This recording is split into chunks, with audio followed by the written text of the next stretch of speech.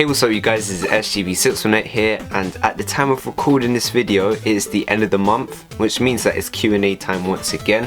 Got quite a few questions this time around. As always, I'm looking forward to answering you guys' questions. If you want to ask me any more questions for the next Q&A video, just head over to the SG Discord, which is linked in the description down below, and go to the hashtag Q&A section where you can drop your questions there. Or if you don't have Discord, just drop it in the YouTube comment section here in this video, or any other social media platform that you follow me on. But without further ado, let's just go straight into it.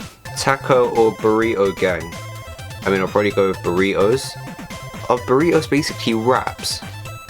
Let me know in the comments, but yeah, I'll probably have to go with burritos on that one. What's your favourite Pokemon? Probably the Litten line, so Litten, Torracat and Incineroar. Would you rather have a JoyCon with common JoyCon drift that happens a lot, or a JoyCon with bad JoyCon drift that happens less? I would probably say the one that happens less. Now, even though it's worse, at least it would be more rare than the common version.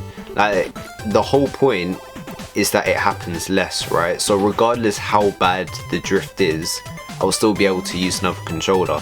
So on top of that, if it happens less, I feel like that would be better than it being slightly less in terms of functionality, but it happens more often, if that makes sense. So for me personally, I'm gonna go with super bad drift but it happens less. To me personally, it just makes the most sense.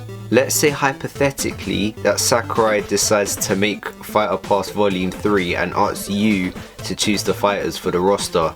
6 fighters from the list and 1 bonus fighter that's either an assist trophy, Mii costume, post DLC spirit, or a fighter not on the list. Who will you choose? Now, I had to study this and note my answers down once again. There were actually a few questions in today's Q&A video that I had to note down and think about before.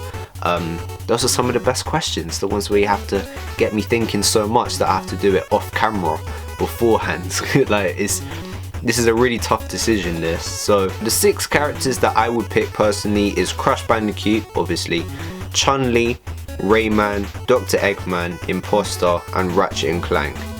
Those are characters that I've even thought of in the build up to Volume 2, and even Volume 1 for that matter. So as soon as I saw them, I was like, yeah, those ones definitely stood out to me the most. I know that not everyone's list is going to be similar, but obviously that's my personal opinion. And in terms of Mii costume, I'll go with Spyro. Sorry, I prefer Crash Bandicoot more, so I feel like he would be the one that gets more treatment if it was down to me. And assist trophy, I would pick the Breath of the Wild champions. Sonic vs Mario, who you got? Okay, so unlike the Bowser vs Dr. Eggman question, which was a little bit tricky to answer because obviously one's got power but not that smart, the other one's smart but his inventions are literally made out of cardboard. For me personally, I feel like Sonic would win without a doubt. Like, his speed alone would be hard for Mario to handle. And also, I feel like Sonic can get busy with combat even without power-ups, so I just feel like Sonic would be more flexible and a bigger threat between the two of them. Do you like Shy Guy? No. What's your thoughts on Sonic Origins? You hyped or not? I actually am hyped. I was originally going to make a whole video about my thoughts on Sonic Origins, but as people have asked me this through this Q&A, might as well just talk about it here. So as a whole, I'm incredibly excited to be able to play Sonic 3 and Knuckles, which is the quote-unquote definitive Sega Genesis Sonic title. We'll see about that because it's probably not going to beat Sonic 2 in my opinion.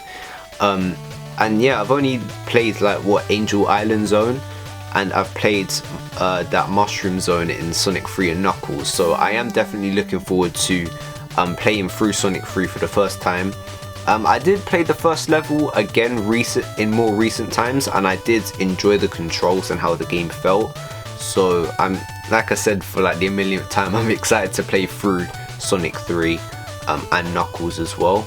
I absolutely love how you can play as Knuckles in Sonic 1 and 2 as well. I saw that in the trailer, that got me excited. I feel like people are focusing too much on the weird marketing strategies and then saying that this game is bad based off of that, which isn't fair because the game hasn't come out yet. and also this isn't the game's fault, this is Sega's fault. Like, that table is just atrocious. Like, what does this even mean? I'm not even going to bother analysing it because it's just a joke the way that they think that we would all understand this. And two, even if the table literally explains all of it super clearly, why do we need this many versions of Sonic Origins? Just give me one version, and then when we go to the home menu of Sonic Origins, just give us like a tab at the bottom that says, oh yeah, more DLC. It's simple, you don't have to give us all of these versions. And also I do think it's a little bit dumb that we aren't getting physical copies of the game. Personally, I feel like they're going to do a Sonic Mania situation where it will come later down the line. But yeah, I do think it's a little bit stupid. They're probably looking to test the waters first to see what the reception's like. And then based off of those results, they will then make physical copies. Why? They've done that with Streets of Rage 4 as well. It's so stupid. But, you know, outside of that, in terms of the game itself, of course I'm excited for it. Classic Sonic is the best in my opinion. Obviously Sonic 2 is my all-time favourite Sonic game, so being able to play that on widescreen is great.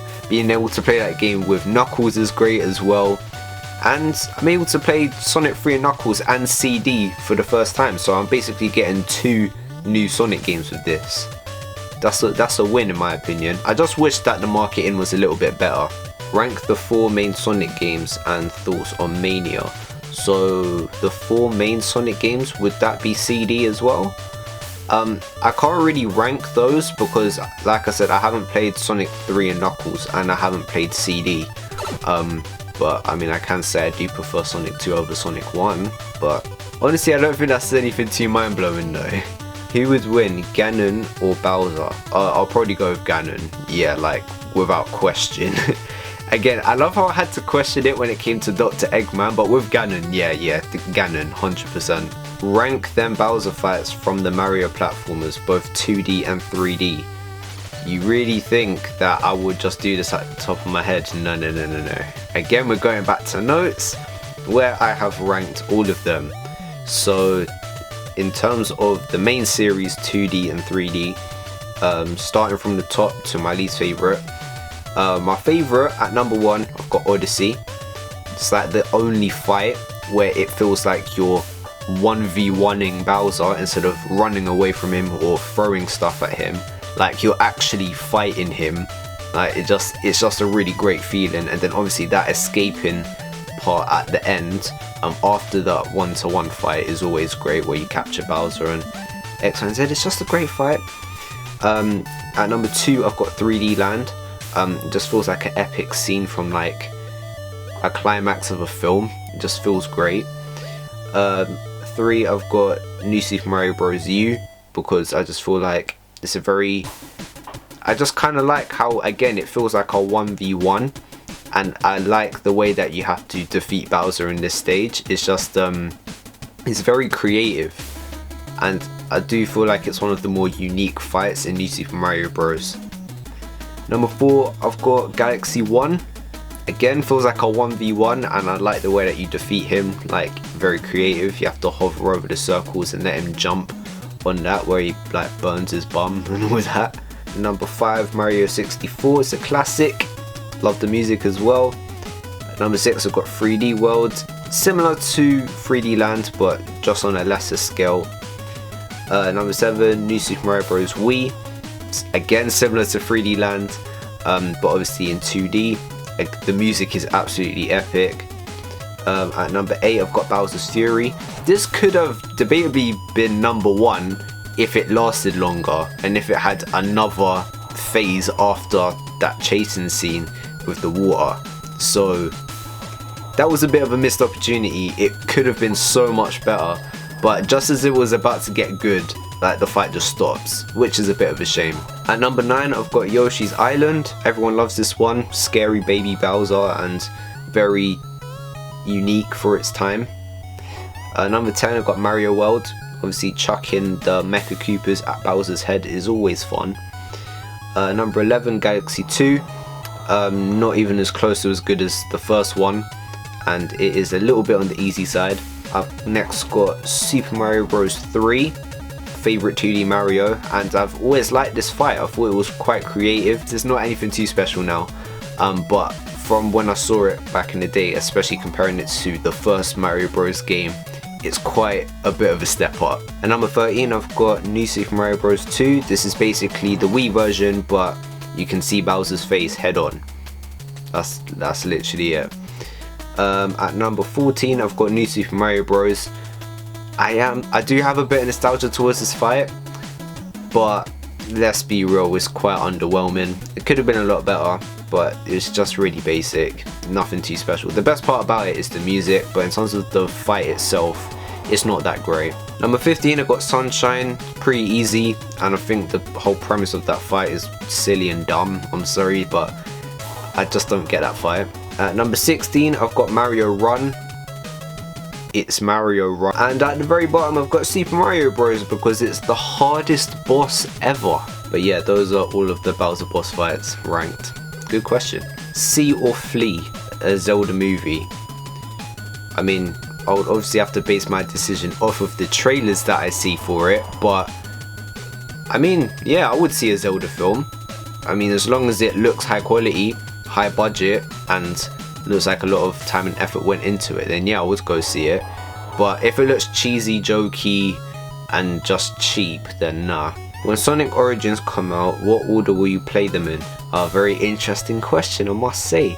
So, I'll probably play 3 and Knuckles first, then I'll play CD, then I'll play 1, and then I'll play 2. Well, I guess it doesn't really matter which order I play 1 or 2 in, because I've played them both. But in terms of 3, I'm going to play 3 and Knuckles first and then CD. Play or Nay, an action-adventure surfing game. I mean, as long as there's not too much water and actually has some interesting locations, then yeah, I'll be up for that. I might make a video on this, but I've had a bit of a bone to pick with a few of these open world games. Like, I feel like, especially Sonic Frontiers and Legends Arceus, I don't understand why their location has to be based in ruins and kind of a similar location to where Breath of the Wild is set. I understand that those two games are very similar in concept to Breath of the Wild, but you don't have to copy and paste the location. Like, I'm hoping that Sonic Frontiers doesn't spend the entirety of the game in that location. That would be a very big missed opportunity. I would like to traverse through some actual Sonic feeling worlds and not playing as Sonic in a Breath of the Wild ripoff game. Slightly off topic, but I'm just saying that if this action-adventure surfing game is anything like Sonic Frontiers and Legends Arceus, then I probably wouldn't play it. Why did you decide the name SGB or Shy Guy Bro? So originally it was Super Gamer Bro, but then I thought it was quite generic and a little bit cringe, so I grabbed the first Mario character that I thought of, which was Shy Guy, as he's my favourite Mario character on top of that, and I kept Bro in there as well. So it's probably a mix of my favourite Mario character and Bro was in there because it just gave my username a bit of a laid back vibe, and altogether you got Shy Guy Bro, and then I just put the in the title because I'm extra, so it's the Shy Guy Bro. There's only one of me. Sonic Spinball or Mario Pinball Land? Well, Sonic Spinball sounds a lot more simple and a lot more straight to the point, and 2, it would probably make a lot more sense for there to be a Sonic Spinball versus a Mario Spinball. Who's your favourite Spider-Man villain? So my favourite Spider-Man villain is probably Vulture in terms of films, but in terms of Spider-Man in general, I don't think I have one. But in terms of live action, yeah, it'll probably Vulture from Homecoming. Create your dream Nintendo IP, and what genre would it be? It will be an open world game, colourful and all, but it wouldn't be set in an open grassy plain area. It would actually be in like a big colourful location. You see what I mean? So it will be like a Breath of the Wild, but minus the Breath of the Wild-esque location. Yes. Who do you prefer, Tetra or Chic? I've got to say Chic on that one. She's my main in Smash Bros, and I haven't played Wind Waker at all really. I mean, Tetra's cool, don't get it twisted. I do think she has a pretty cool design and a very unique take on Zelda, but yeah, let's be real, Chic is definitely the way to go. Funniest Marvel quote? Yeah, my one, I did read this comment before, like I do like some of your quotes here as well, they're very good. My personal favourite one was Tony Stark was able to build this in a cave with a box of scraps. You can't beat that one, I'm telling you, it's too funny. An honourable mention will probably have to go to Drax, saying that he can become invisible just by moving really slowly. That's one of the stupidest and most funniest quotes in the MCU, I swear.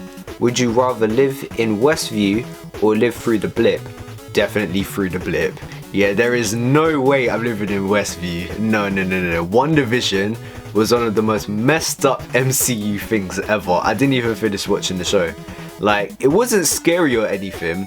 It's just very, very disturbing.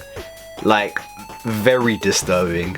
I am not touching that neighborhood at all. I'm sorry, like the things that those people went through in WandaVision, like, oh no. I would much rather go through what the entire world went through and then just wait 5 years, get my friends and family back, or I would just come back.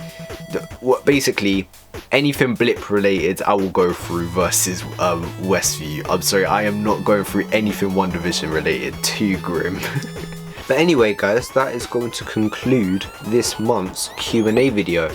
Hopefully you did enjoy it. Please comment down below your answers to the questions I answered in this video. And if you have any more questions for me for the next Q&A video next month, just make sure that you head over to the SG Discord, which is linked in the description down below, and go to the hashtag Q&A section where you can drop your questions there. Or if you don't have Discord, just drop it in the YouTube comment section or any other social media platform that you follow me on, whether that's Twitter, Instagram, or anything like that. Anyway, thank you for watching, please like and subscribe, and I will see you guys in the next video. Peace.